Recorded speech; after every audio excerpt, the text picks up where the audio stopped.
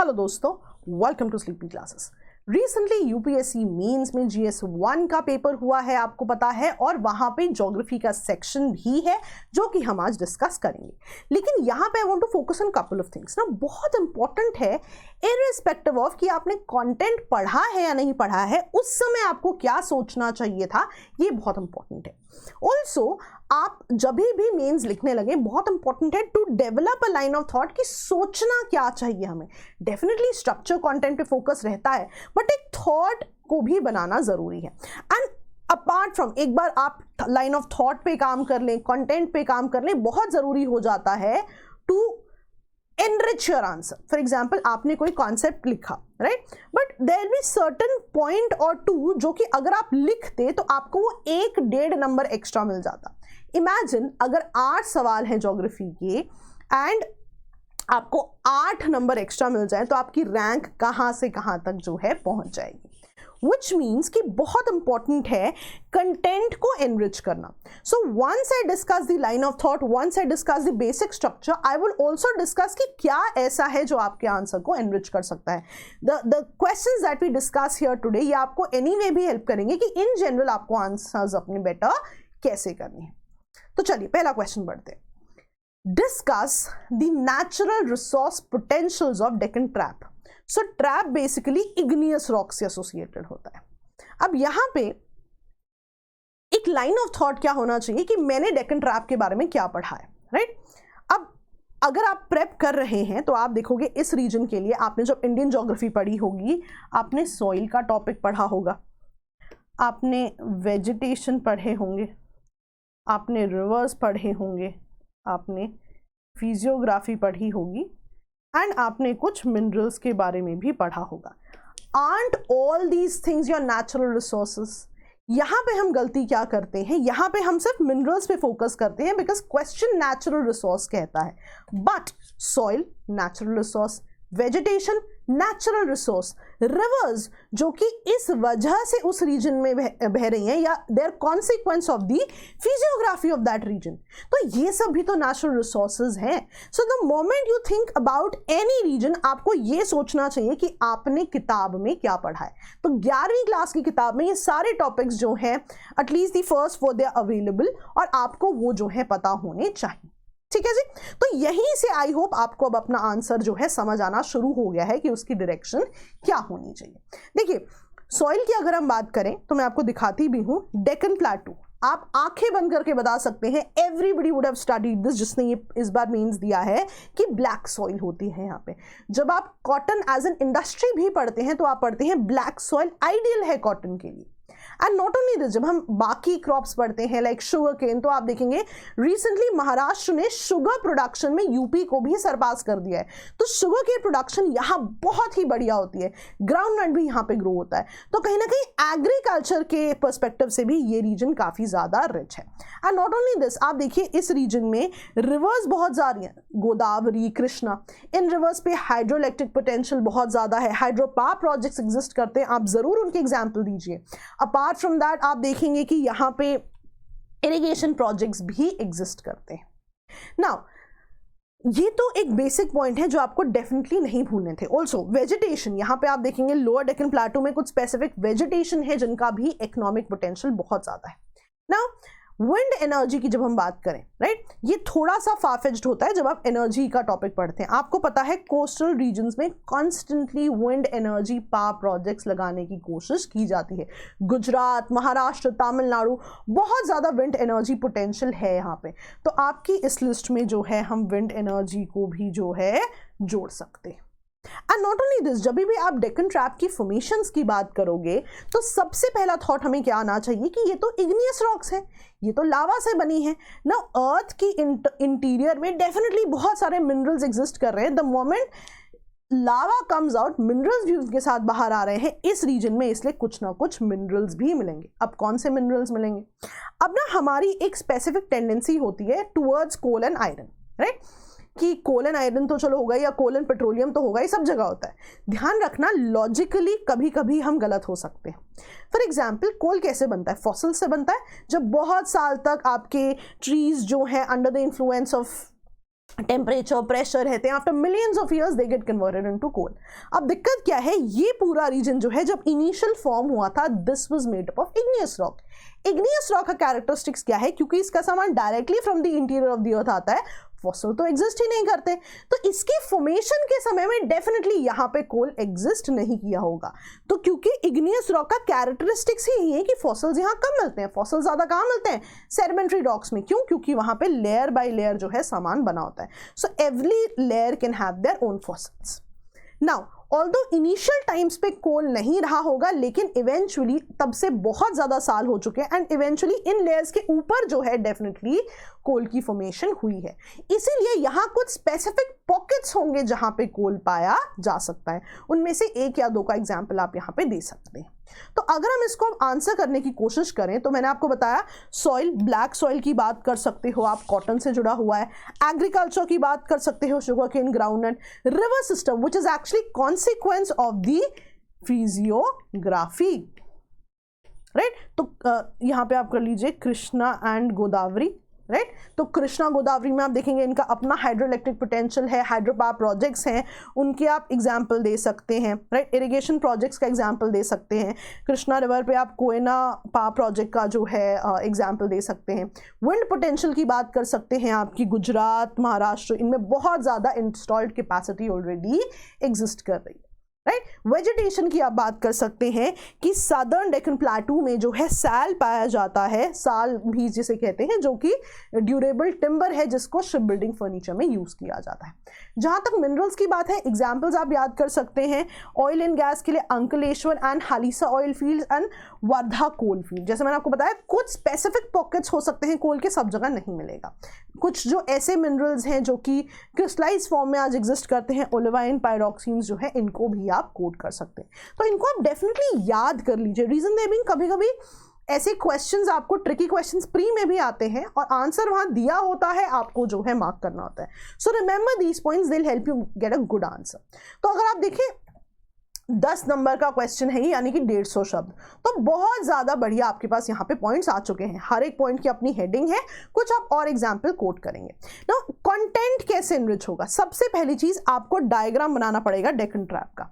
And just to give you fair idea, Deccan province exist करता है, right. अगर मैं आपको मैप में भी दिखाऊं, सो बेसिकली जो डेक्कन प्रोविंस है दैट इज लार्ज, राइट। जो मेन डेक्कन ट्रैप है वो इतना ही है, यस, लेकिन इसमें जो गुजरात का कुछ रीजन आता है, जो आपका मालवा प्लाटू आता है, राइट, तो ये भी बेसिकली डेक्कन प्रोविंस का पार्ट है। So basically the moment I say Deccan province,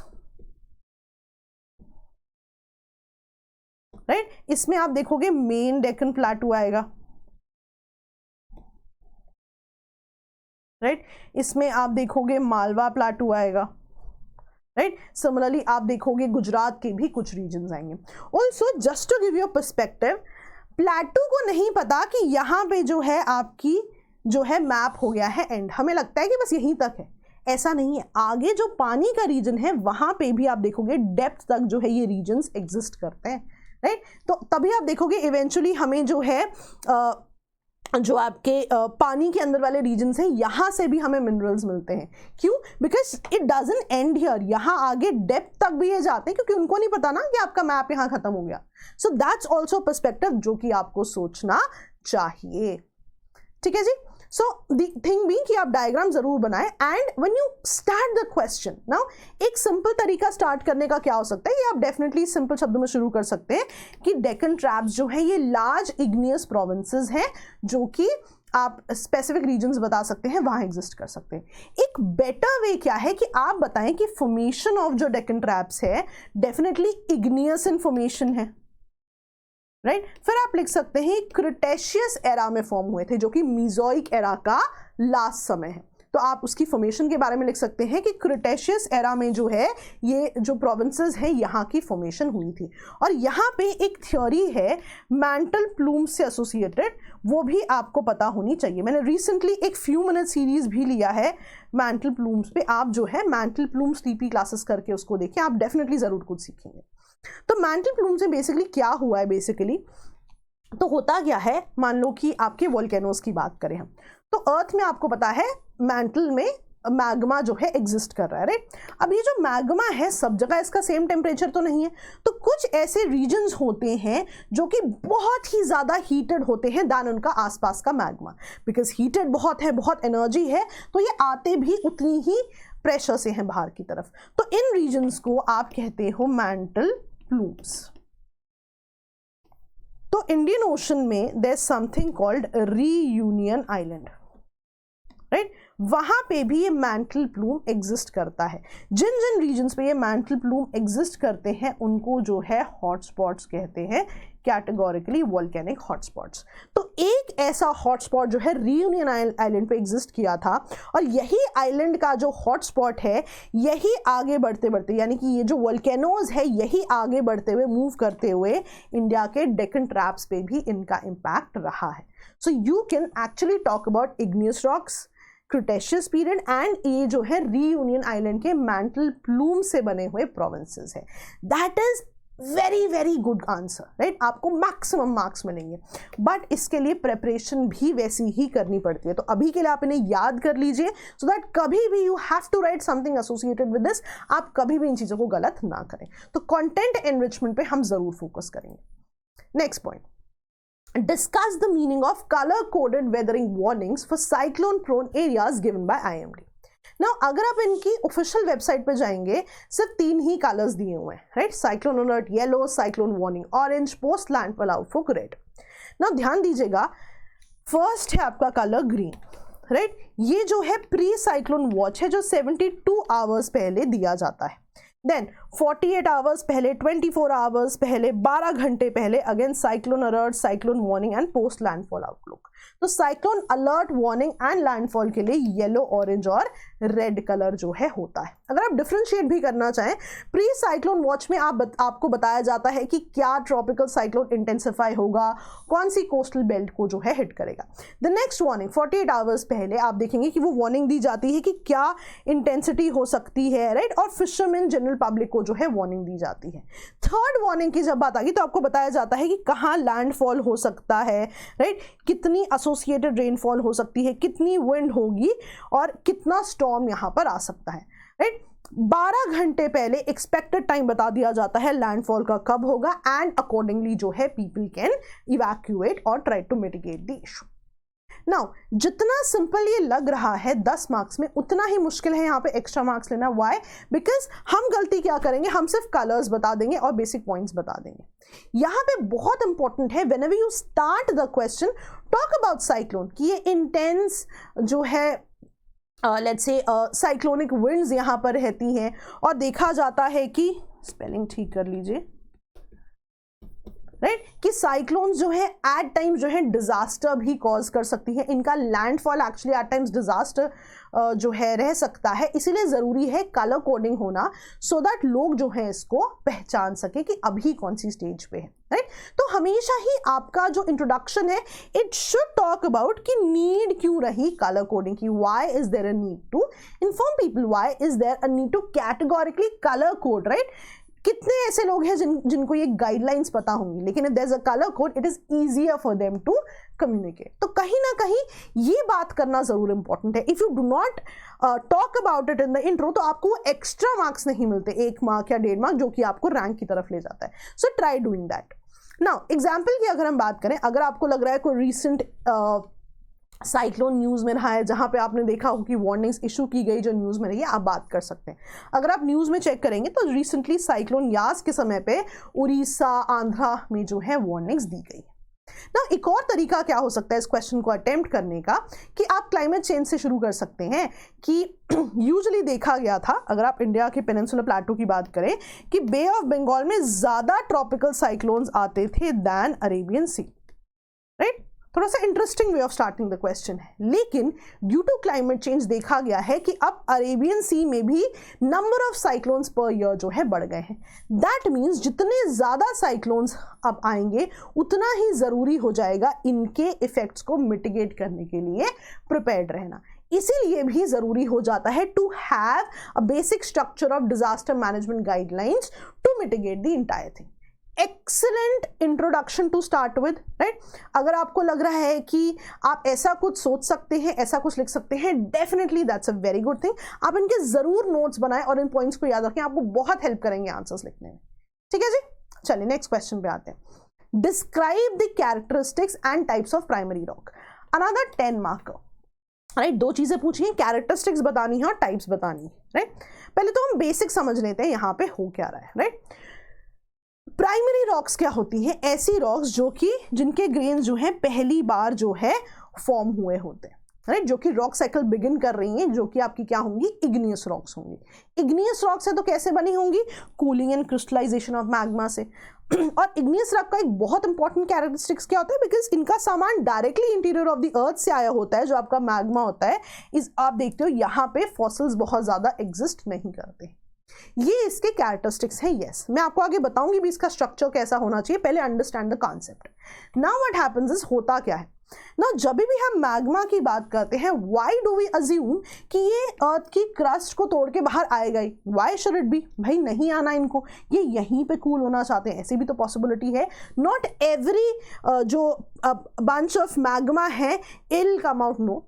तो एट टाइम्स क्या होता है कि मैग्मा बाहर आता है, बाहर आके कूल डाउन होता है, इवेंचुअली रॉक बनाता है, उसे एक्सट्रूसिव इग्नियस रॉक कहते हैं। बट एट टाइम्स ये अंदर ही जो है कूल डाउन हो जाता है, तब इसे इंट्रूसिव इग्नियस रॉक कहा जाता है इन एक्स, राइट। अब देखिए, क्योंकि इनका कूलिंग का पैटर्न अलग है, सिस्टम अलग है, इनके कैरेक्टरिस्टिक्स भी अलग है। याद रखिएगा, जो भी एक्सट्रूसिव होते हैं उनका जो कैरेक्टरिस्टिक्स बनेगा, हम कहते हैं they are basaltic in characteristic, जिसे आप बसाल्टिक रॉक भी कहते हो। जब ये इंटीरियर में हीट हो जाते हैं तो हम इसे कहते हैं they are granitic in character. अब कैसे डिफरेंस है? देखिए बहुत सिंपल है। जब एक बार रॉक बाहर ठंडी हुई, राइट, डेफिनेटली जो टेम्परेचर है that is cooler than the interior of the earth, right. तो कूल होने के लिए बहुत एडिक्वेट स्पेस, एडिक्वेट टेम्परेचर मिलता है। तो इनके अंदर जो बहुत ज़्यादा स्पेसेस में हीट होती है, एयर होती है, वो सारी जो है रिलीज हो जाती है और एक प्रॉपर स्ट्रक्चर बन जाता है। इसके कंपैरिजन में जो इंटरनल चीज़ें हैं, जो अंदर ही हीट हो गई, अंदर ही कूल हो गई, उनमें आप देखोगे छोटे छोटे पॉकेट्स में एयर रह जाती है, स्पेसिफिक पॉकेट्स ऑफ हीट रह जाती हैं। तो उनका जो प्रोसेस है हीट को रिलीज करने का, वो बहुत ज़्यादा डिफरेंट होता है। तो होता क्या है, जो भी ग्रेनाइटिक रॉक्स हैं इनका ग्रेन साइज बहुत लार्ज होता है। क्यों? क्योंकि ये इंटीरियर में ही हीट अप हो गई हैं, इनके पास तो जगह ही नहीं थी उस हीट को जो है रिलीज करने की। तो इनमें बहुत सारे ऐसे पॉकेट्स होंगे जिनमें एयर होगी, तो दे आर वेरी लार्ज। इनके कंपैरिजन में जो ऊपर हीटिंग होती है, ऑलरेडी आपके जो है हीट रिलीज हो चुकी होती है, अब ऐसे एयर वाले पॉकेट्स एग्जिस्ट नहीं कर रहे, plus they are also under the impact of weather, rain, temperature, इसलिए they are very specific, right. और ये छोटे इन कैरेक्टर होते हैं, छोटे इन साइज होते हैं, तो इनके ग्रेन साइज हमेशा ही स्मॉल होंगे, इनके हमेशा ही लार्ज होंगे, full with certain pockets of air. Similarly आप देखोगे जो इंटरनल रॉक्स है उनकी डेंसिटी लो होगी, बसाल्टिक की डेंसिटी हाई होगी। वाई? डेंसिटी क्या होता है? मास अपॉन वॉल्यूम, कि कितने वॉल्यूम में कितना ज्यादा मास है, कितने वॉल्यूम में कितना सामान एग्जिस्ट कर रहा है। अब जो इंटरनल वाला है ना, जो ग्रेनाइटिक रॉक है, उसमें तो पॉकेट्स ही बहुत ज्यादा एयर के, तो सामान डेफिनेटली कम है एज कंपेयर टू दिस, इसीलिए ग्रेनाइटिक की डेंसिटी हमेशा ही लो होगी। और बसाल्टिक तो बना ही हार्ड स्ट्रक्चर से है, उनके तो पॉकेट्स एग्जिस्ट ही नहीं करे, बिकॉज हीटिंग कूल जो है वो एब्सोल्युटली हो चुके हैं, इसलिए उनकी डेंसिटी हाई होती है। सिमिलरली आप देखोगे बसाल्टिक रॉक्स में सिलिका कंटेंट जो है लो पाया जाता है, ग्रेनाइटिक में हाई। ध्यान देना, जब भी सिलिका कंटेंट हाई होगा उतना ही लिक्विड विस्कस होता है, और जितना सिलिका कंटेंट लो होगा उतना जो लिक्विड है वो विस्कस कम होता है। यानी कि जब भी सिलिका कंटेंट लो होगा, इजीली जो है लावा जो है बड़े बड़े प्रोविंसेस तक फैलता रहेगा। इसीलिए आप देखते हो फ्लड बसाल्टिक प्रोविंसेस आपका एक तरह का एक्सट्रूसिव लैंडफॉर्म भी है, because it can easily move. Rather granitic rock में विस्कोसिटी ज्यादा है, सिलिका कंटेंट ज्यादा है, इसलिए वो ज्यादा मूव नहीं कर पाते, राइट। मैं हमेशा क्लास में एग्जांपल देती हूँ कि इमेजिन दो हमारे पास स्लाइड्स हैं, एक से आपने हनी नीचे फेंक दिया, एक से पानी, तो पानी ज्यादा फास्ट जाएगा ना, क्योंकि हनी जो है ज्यादा गाढ़ा है। So that is what happen, क्योंकि इसमें सिलिका ज्यादा है, गाढ़ापन ज्यादा है, तो सिलिका कंटेंट ज्यादा होने की वजह से लिमिटेड जोन तक ही जा पाता है। यहाँ पे क्या है, सिलिका कंटेंट कम है, गाढ़ापन कम है, it goes to larger distances और इतनी दूर जाके बड़े बड़े प्रोविंसेस बना देता है। और आज जो आप डेक्कन प्लेटू देख रहे हो राइट ये जो प्रोविंस है ये बसाल्टिक प्रोविंस है, क्योंकि एक बार लावा बाहर आ गया लॉन्गर डिस्टेंस तक फैला है, इसीलिए this is your basaltic province, this is your igneous province. और कनेक्ट हो रही हैं चीजें, बस इतनी ही चीजें हैं जो आपको एक्चुअली सीखनी चाहिए, राइट। चलिए, तो ये कॉन्सेप्ट्स आपको समझ में आ गए। Now how do you attempt the question. Now ध्यान रखना है कैरेक्टरिस्टिक्स एंड टाइप्स बोले, तो सबसे पहले you will define what is a primary rock. Definition में बस एक लाइन आएगी कि ये वो रॉक्स हैं जिनकी grains for the first time हुई है, right. Then when it asks you what the characteristics, फिर आप बाकी पॉइंट्स लिखिए कि लेट्स से कि इनमें फॉसिल्स नहीं होते हैं, ये मैग्मा की वजह से बनी होती है, मैग्मा की cooling and crystallisation under different conditions. Then you talk about primary rocks के टाइप्स, और फिर आप जो है एक्सट्रूसिव, इंट्रूसिव और बसाल्टिक और ग्रेनाइट में जो है डिफरेंशिएशंस बता सकते हैं। Make sure you make this diagram, if you make this diagram you will get extra marks. तो this is your content enrichment diagram. If you are not making it, right, या rather if you are making it you get that extra point, ठीक है। चलिए next, examine the potential of wind energy in India and explain the reason for their limited spatial spread। अब यहां पे देखिए गलती क्या हो सकती है। The question says examine, question doesn't say discuss the potential। यहां पे हम क्या लिख देते हैं, नहीं तो कि तमिलनाडु में पोटेंशियल है, गुजरात में पोटेंशियल है, पर एग्जामिन करने को कह रहा है। यानी कि the moment it says examine, आपको बताना पड़ेगा कि जो पोटेंशियल है कितने इश्यूज हैं उसमें और कितना उसको यूटिलाइज कर दिया गया है। पिछले क्वेश्चन अगर आप देखें दिस वाज डिस्क्राइब, इसलिए आपने डिस्क्राइब कर दिया, राइट। डिस्कस वहां पे एग्जामिन नहीं कहा गया। The moment it says examine तो आपको पॉजिटिव्स भी बताने, नेगेटिव भी बताने। तो हमेशा ही ऐसे क्वेश्चन में पहले यू विल स्टार्ट विद, या आपकी मर्जी कैसे आप शुरू कर सकते हैं, but this is a very good approach कि आप बोल सकते हैं कि इंडिया में पोटेंशियल जो है यूटिलाइज किया गया है। स्टेट वाइज पोटेंशियल बताइए आप कि 90% of the commercially exploitable resources आप देखेंगे आंध्र, गुजरात, कर्नाटका इन रीजन्स में है, राइट, बहुत ज्यादा एक्सप्लॉइट हुआ है। रादर अगर आप top 5 wind energy potential states कहें तो ये आपकी विंड एनर्जी पोटेंशियल स्टेट्स है। आप चाहें तो यहाँ पे एग्जाम्पल भी दे सकते हैं, तमिलनाडु का फार्म, राजस्थान में जैसलमेर विंड फार्म, इसके आप एग्जाम्पल्स दे सकते हैं, right. And the question is only again for 10 marks 150 words, और आपसे पोटेंशियल एग्जामिन करने के लिए भी कहा है, और ये भी बोला है कि आप रीजंस भी बताइए कि लिमिटेड क्यों है। तो you don't have the space to have a lot of points, तो हर एक के लिए अगर आप तीन पॉइंट भी देते हैं, more than enough. Then you talk about region wise कहाँ कहाँ पोटेंशियल है। कोस्टल रीजन्स में आपको पता है तमिलनाडु, महाराष्ट्र में पोटेंशियल है, गुजरात में पोटेंशियल है। रादर कोस्टल रीजन्स गुजरात और इनके अलावा जो आपके माउंटेनियस रीजन्स हैं, राइट, जहां पे पहाड़ों पे इस तरह की हवाएं चलती हैं, वहां पे भी पोटेंशियल है। लद्दाख में तो कहा जाता है बहुत ज्यादा पोटेंशियल है जो कि अभी एक्सप्लोर नहीं हुआ है। तो ये इश्यूज है। इवन अगर हम गुजरात, महाराष्ट्र की भी बात करें ना, यहाँ पे जो बहुत बड़ी चीज है कि यहाँ पे ऑफशोर विंड पोटेंशियल बहुत ज्यादा अभी एक्सप्लोर होना है, राइट। आपको पता है जमीन की अवेलेबिलिटी तो वैसे भी बहुत ज्यादा नहीं है, राइट। आपको पता है लैंड जो एक्वायर करने के अपने इश्यूज बहुत है, तो यहाँ पे बहुत जरूरी है कि आप ऑफशोर विंड पोटेंशियल को जो है बहुत ज्यादा एक्सप्लोर करें। तो जो ऑलरेडी एक्सप्लोर्ड स्टेट्स हैं वहां पे आप बोल सकते हैं ऑफशोर जो है और होना चाहिए, और जहां नहीं है लाइक माउंटेनियस रीजन्स जहां पे विंडफॉल है, या अगर आप प्लेन्स की ही बात करें जो आपके नॉर्दर्न प्लेन्स हैं वहां पे भी कुछ ऐसे पॉकेट्स हैं लाइक वेस्ट बंगाल जहां पे इनको एक्सप्लोर किया जा सकता है।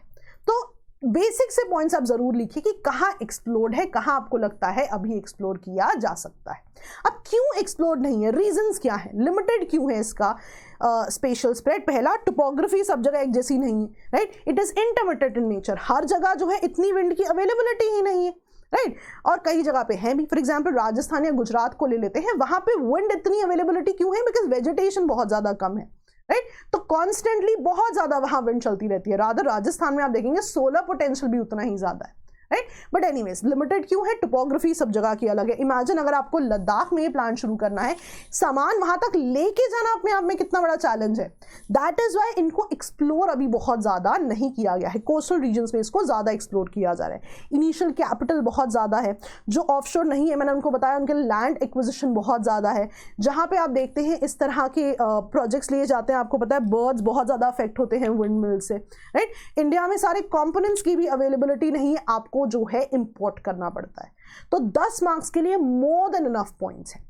अब यहाँ पे आप क्या कर सकते हैं, जब भी आप इंट्रो की बात करेंगे, rather than writing wind energy is a renewable source, very good source, ऐसी बातें करने से अच्छा है आप पोटेंशियल की बात करें कि इंडिया में इतना पोटेंशियल है कि currently 4th highest wind install capacity in the world है। Always keep your introduction in tandem with the question. If the question talks about potential, talk about the topic in terms of the potential. That's how you enrich an answer. और conclusion में आप बात कर सकते हैं कि अगर इसको हम कैटेगोरिकली प्रमोट करते हैं, इस पे काम करते हैं, तो जो भी इंडिया के विंड एनर्जी टारगेट्स हैं, आपको पता है कि इंडिया के रिन्यूएबल एनर्जी टारगेट्स हैं, राइट, तो उन टारगेट्स में जो विंड का कंपोनेंट है उसको अचीव करने के हम एक स्टेप क्लोजर पहुंच सकते हैं। That's also a way that your content can be enriched, your answer could be expressed in a better way. ठीक है, चलिए नेक्स्ट क्वेश्चन पे आते हैं। What are the forces that influence ocean currents? Describe their role in fishing industry of the world. Right, अब forces क्या है ocean currents की, right, heating bye solar energy. अब आपको पता है कि जहां हीटिंग होगी पानी एक्सपैंड करेगा। सो बेसिकली होता क्या है, इक्वेटर पे पानी ज्यादा ऊंचाई पर है, ऊंचाई पे एज एन एक्सपैंडेड है, और पोल्स पे उतना एक्सपैंडेड नहीं है, तो एक ग्रेडियंट क्रिएट हो जाता है पानी की हाइट में। So this gradient makes the ocean currents flow.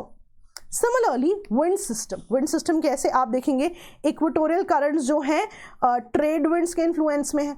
Similarly आपकी जो करंट्स यहाँ पर होंगी they will be in within the influence of westerlies. तो planetary distribution of the wind का भी इम्पैक्ट होता है ओशन करंट्स में। नॉट ओनली दिस, अर्थ की रोटेशन का, ग्रेविटी का, मैं आपको रोटेशन का एग्जांपल देती हूँ। आप देखिए ये जो रोटेशन है इन्हें आप कहते हैं गायर्स, GYRES। गायर्स जो बन रहे हैं, क्यों बन रहे हैं, because of the Coriolis force. तो ये जो चीजें हैं they are very very important. Similarly आप temperature difference, salinity difference, shape of coast line की बात कर सकते हैं। इजी से शुरू करते हैं, shape of coast line. For example ये इक्वेटोरियल करंट यहाँ जा रही है, अगर आगे कोस्ट लाइन नहीं होती तो ये दो पार्ट्स में डिवाइड ही नहीं होती, सीधी सीधी चलती जाती, राइट। तो ये शेप ऑफ कोस्ट लाइन भी अफेक्ट करती है। सिमिलरली आप टेम्परेचर सैलिनिटी की भी बात कर सकते हैं। मैं आपको छोटा सा एग्जांपल देती हूँ। फॉर एग्जांपल आप मान के चलिए ये पोल्स है और ये इक्वेटर है। अब पोल्स में वाटर बीइंग कोल्डर डेंसर, पानी जो है क्या करेगा, सिंक करेगा। यहाँ पे क्या क्रिएट हो गया, वॉइड। इस वॉइड को भरने के लिए ट्रॉपिक्स या इक्वेटर से पानी यहाँ पे आ जाएगा। देन यहाँ पे वॉइड क्रिएट हो गया, इस वॉइड को भरने के लिए जो पानी एक्चुअली नीचे डाउन वेलिंग हुई थी वही पानी अब ऊपर की तरफ आएगा। सो बेसिकली एक सरफेस वाटर और डीप वाटर करंट का फिनोमेना शुरू हो जाएगा, surface current and deep water current.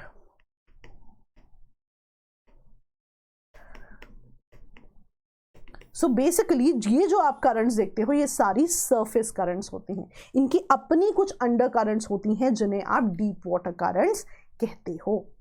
ठीक है जी, याद रहेगा।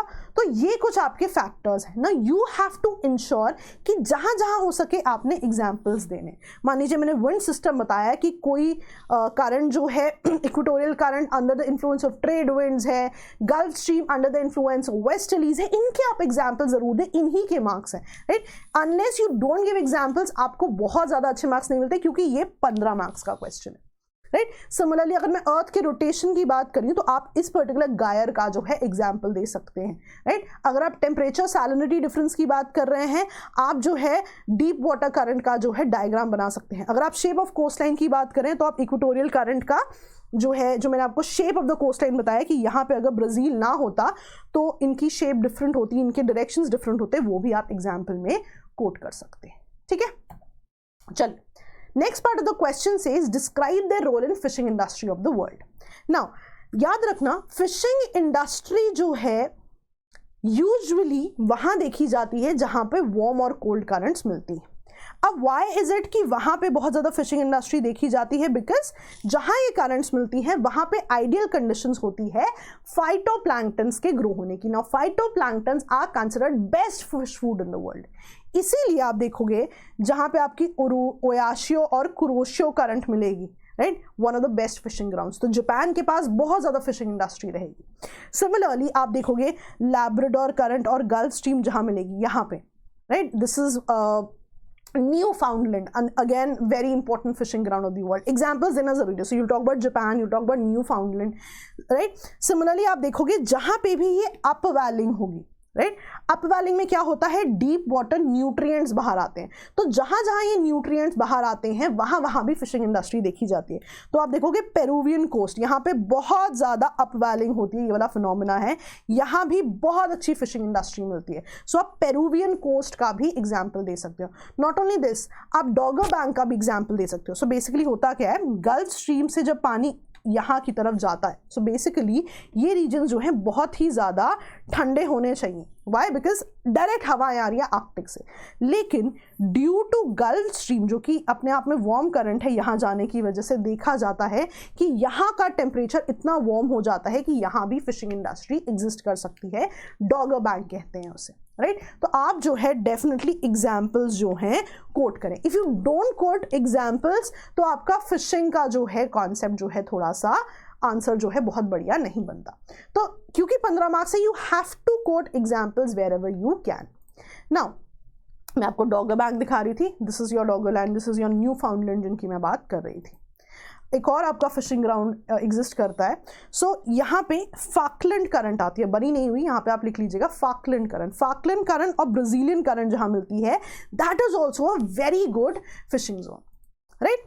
तो basically how do you enrich your content, मैंने आपको बताया, एक तो आप एग्जाम्पल पे फोकस कीजिए, प्लस जो भी आप करंट्स की बात करें उनको डेफिनेटली मैप में ड्रॉ करें. देयर इज नो वे कि आपको मार्क्स नहीं मिलेंगे. ठीक है जी, चलिए नेक्स्ट क्वेश्चन पे आते हैं. Troposphere is a very significant atmospheric layer that determines the weather processes. How? मैंने आपको थोड़ा सा समझाती हूँ कि बेसिकली होता क्या है. So let's say this is earth and then you have your troposphere.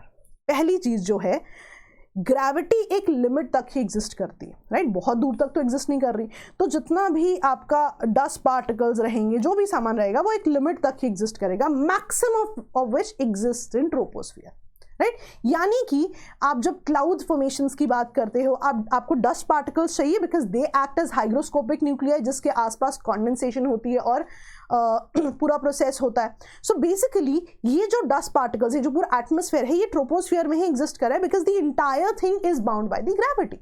Not only this, जितनी भी आपकी अर्थ से टेरेस्ट्रियल रेडिएशन जा रही है, आपको पता है कि अर्थ की जो सरफेस है वो हीट एब्जॉर्ब करती है और यही हीट जब वापस जाती है ये हीटिंग कॉज करती है. So this is called your terrestrial radiation. अगर आपको नहीं पता है कोई दिक्कत की बात नहीं है, आप पता कर लीजिए. यूजुअली तो हम कॉन्सेप्ट्स में सब डिस्कस करते हैं, but you should know this.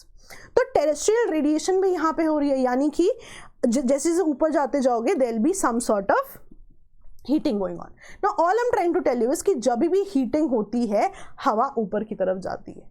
तो बेसिकली जो पूरा आपका वर्टिकल मूवमेंट ऑफ एयर है वो भी यहीं पे हो रहा है. क्लाउड्स फॉर्म करने हैं, वर्टिकल मूवमेंट ऑफ एयर होना चाहिए, यहाँ एग्जिस्ट कर रहा है, राइट? सिमिलरली आपको अगर कोई ऐसे फिनोमेना चाहिए जो कि ट्रोपोस्फीयर में एग्जिस्ट कर रहे हैं, उन सबके लिए ये vertical movement, the existence of gravity जो कि लिमिटेड एटमॉस्फेयर को यहाँ पे लेके आ रही है, that is very very important. तो यहाँ पे आपको पक्का ही पक्का कोट करना पड़ेगा कि gravity, right, density of the atmosphere, right, ये सब चीज़ें जो है मैटर करेंगी. और मैक्सिमम मास जो है आपका, यानी कि जो मैक्सिमम एटमॉस्फेयर है वो भी यहीं तक एग्जिस्ट कर रहा है बिकॉज ऑफ ग्रेविटी. तो क्योंकि ये सामान इस तरह ये एग्जिस्ट कर रहा है, दैट इज द रीजन कि यहाँ पे weather phenomenas like let's say cloud formation जो है यहाँ पर हो रहे हैं. एंड नॉट ओनली दिस, आप देखोगे कि this also causes the let's say जो मूवमेंट ऑफ एयर है, right, that is also very important. यही जो मूवमेंट ऑफ एयर है इवेंचुअली आप देखते हो जब इंटेंसिफाई हो जाती है, साइक्लोन्स, एंटी साइक्लोन्स इनको भी कॉज करती है. तो कहीं ना कहीं ये सारी चीजें क्यों हो रही हैं? Because gravity, density of the atmosphere, 80% of the mass जो है यहाँ पे एग्जिस्ट कर रहा है. And all these things happen here. Cyclones, anti cyclones, storms, precipitation, jet streams, planetary events, ये सभी चीजें जो है यहाँ पर कॉज होती है. तो आपको हमेशा ही बेसिक चीज जो है यहां पर पता होनी चाहिए. नाउ इट्स यहां पे इंपॉर्टेंट चीज क्या है, how do you start the question. Usually शायद हम ट्रोपोस्फियर की डेफिनेशन से शुरू कर दें. ध्यान देना, हमेशा ही जो पूछा है उसको बताना है कि it talks about whether processes. तो अगर आप ट्रोपोस्फियर की डेफिनेशन से भी शुरू करें, talk about what is weather. Weather और क्लाइमेट में क्या डिफरेंस है? क्लाइमेट बहुत ही लॉन्ग टर्म चीज है. न्यूज रिपोर्ट जब आप हर रोज सुनते हैं तो वेदर रिपोर्ट बताते हैं, क्लाइमेट रिपोर्ट नहीं बताते, राइट। आज साइक्लोन आ रहा है या कल साइक्लोन आ रहा है इज योर वेदर रिपोर्ट, कल रेनफॉल होगी इज योर वेदर रिपोर्ट। यानी कि वेदर वो लोकल चेंजेस हैं जो टेम्परेचर, प्रेशर और ह्यूमिडिटी की टर्म्स में हो रहे हैं। तो always define what is weather, right. You can also right, आप इसको लिख भी लीजिएगा कहीं कि ट्रोपोस्फियर में क्योंकि सारे वेदर प्रोसेसेस होते हैं इसलिए कैटेगोरिकली इसे जोन ऑफ मिक्सिंग भी कहते हैं। This also enhances your answer and it can be an option in pre as well next year, right. एक एडिशनल चीज जो कि आपको पता है वेदर में, क्लाइमेट में मतलब कुछ चेंजेस आ रहे हैं, right, because a lot is going on, pollution का प्रॉब्लम है and other things as well. So absolutely make sure आप क्लाइमेट चेंज की भी बात करें। अब मान लो क्लाइमेट चेंज है, राइट, सबसे बड़ा रीजन आज क्या देखा जा रहा है, ग्रीन हाउस एमिशंस बहुत ज्यादा है, ग्लोबल वार्मिंग बढ़ गई है। ये सब कहाँ हो रहा है, ट्रोपोस्फियर में ही तो हो रहा है। So talk about it, right. हमेशा ही जब भी आपसे वेदर की बात की जाए, क्लाइमेट की बात की जाए, क्लाइमेट चेंज का पॉइंट आप जरूर जो है इंक्लूड करें, right. And also try to make a basic diagram of the layers of the atmosphere, ठीक है। चलिए दैट्स ऑल, नेक्स्ट क्वेश्चन पे आते हैं। तो that's how you enrich your answer, very very important. Okay, next, describing the distribution of rubber producing countries indicate the major environmental issues faced by them.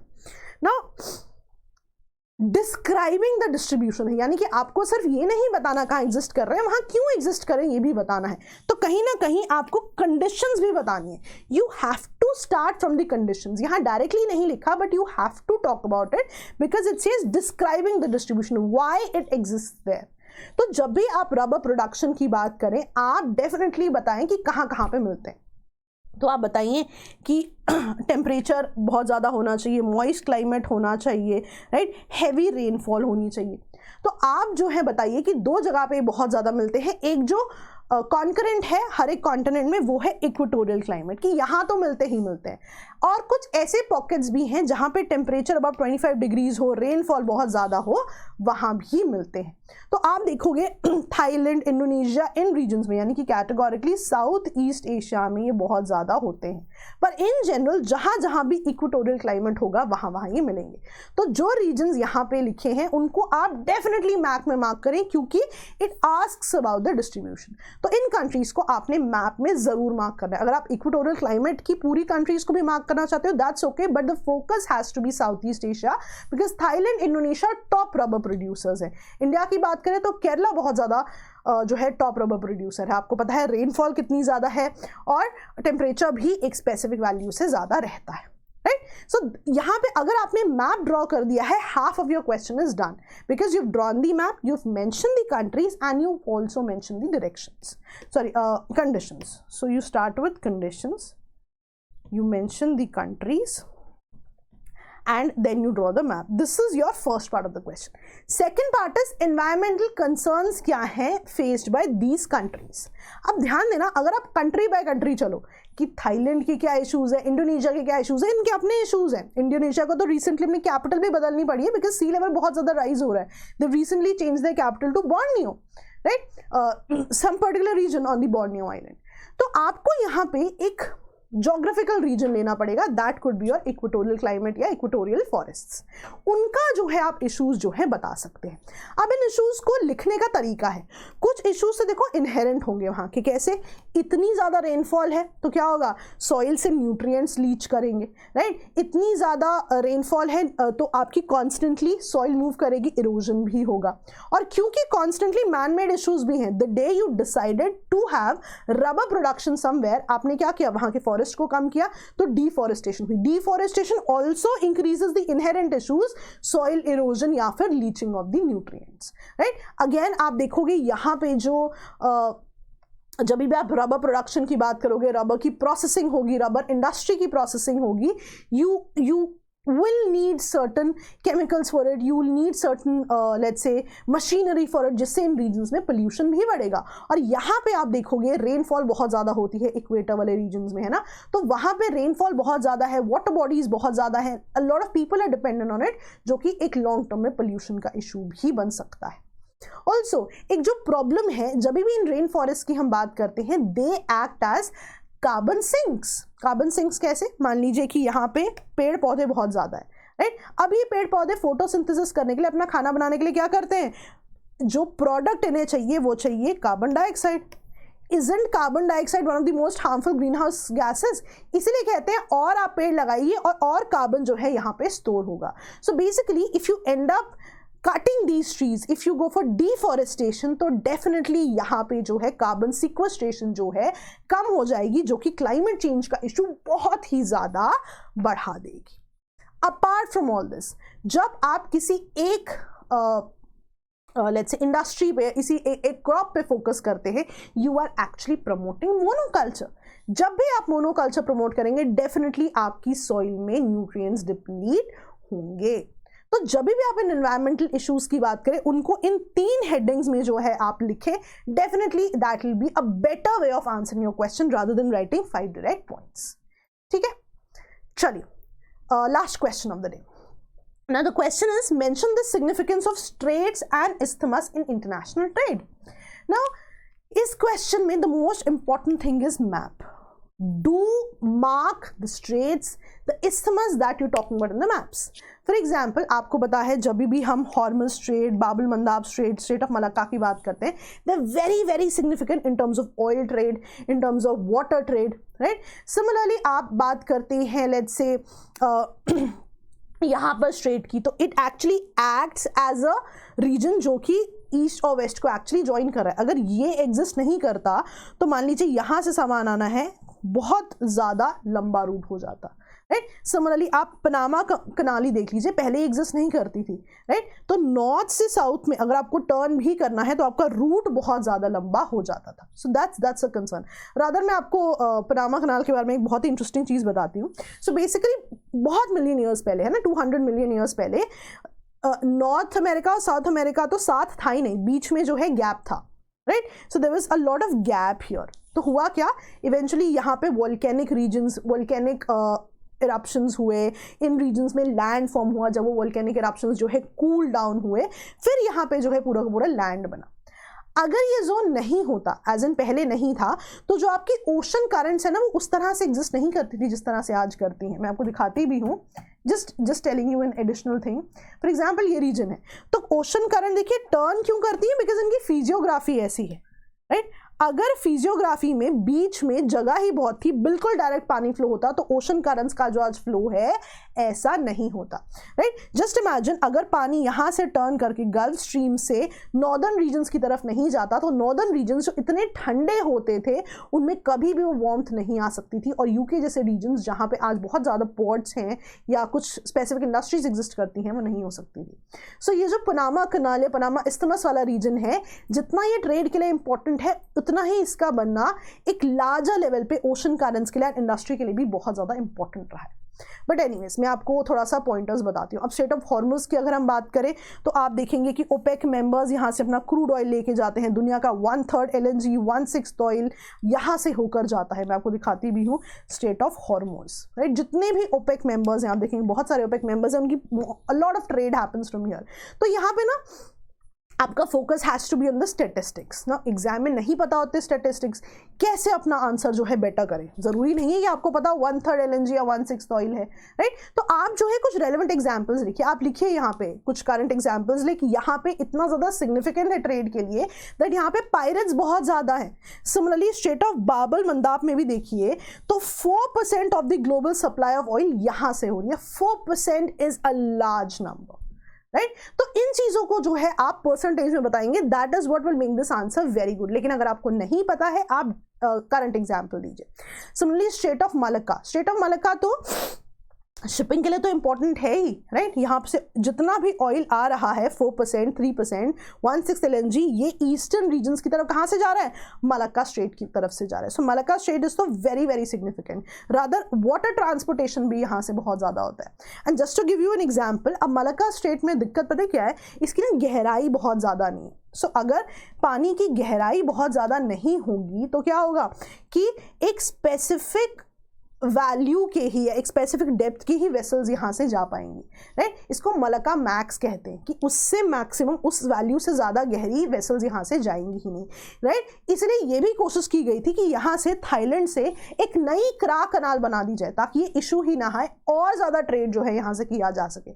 So this is a very very good point, बहुत innovative सा point है कि आप क्रा कनाल के बारे में लिखिए कि सिग्निफिकेंस इतनी है कि एक नई कनाल बनाने की बात होगी थी जो कि नहीं बनी है। अभी ये इशू शेल्व हो चुका है, लेकिन यूपीएससी ने इस पे प्री में क्वेश्चन भी पूछा हुआ है, राइट। तो look at the significance of it that it led to making of another canal which did not happen eventually, लेकिन proposal was there. So that's a way of enriching your answer जब आपके पास statistics नहीं है।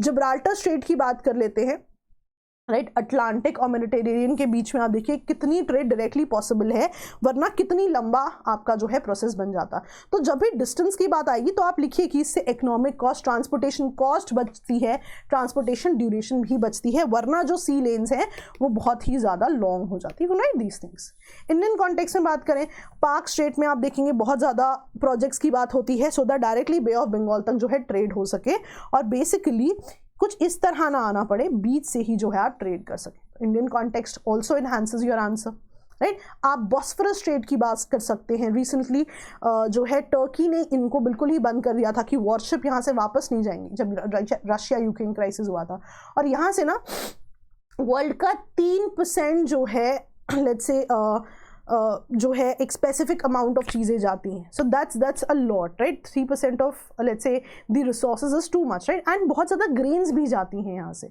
So that's why this is very very important. Turkish states भी कहते हैं तो because अगर हम देखें तो इन टर्म्स ऑफ ट्रेड बहुत नुकसान नहीं हुआ क्योंकि दे जस्ट स्टॉप्ड वॉरशिप की यहाँ से वापस नहीं आएंगी। लेकिन अगर होता तो 3% of the world's food grain is a lot, तो इनकी सिग्निफिकेंस बहुत ज़्यादा हो जाती।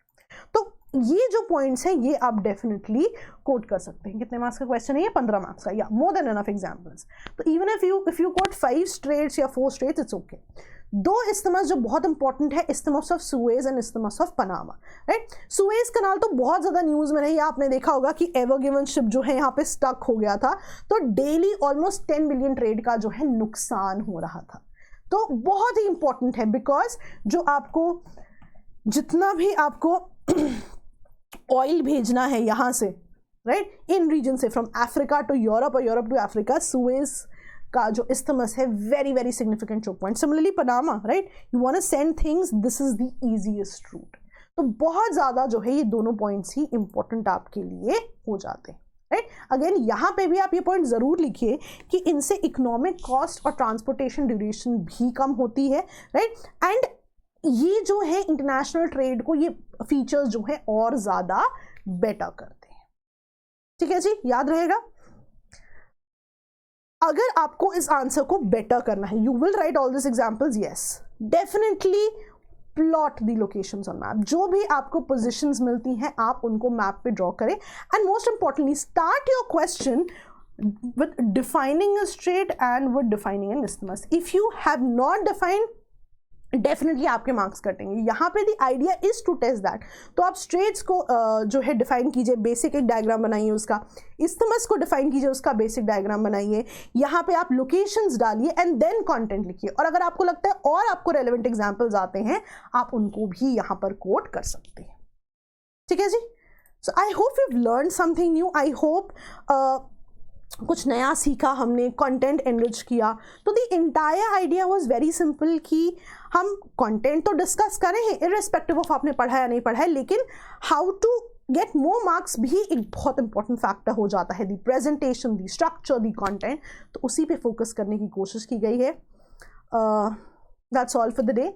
आई होप प्रोग्रेस कर रहे हैं हम अपनी पढ़ाई में। Do let me know if the session was helpful for you. Thank you दोस्तों, all the best, do well, bye bye.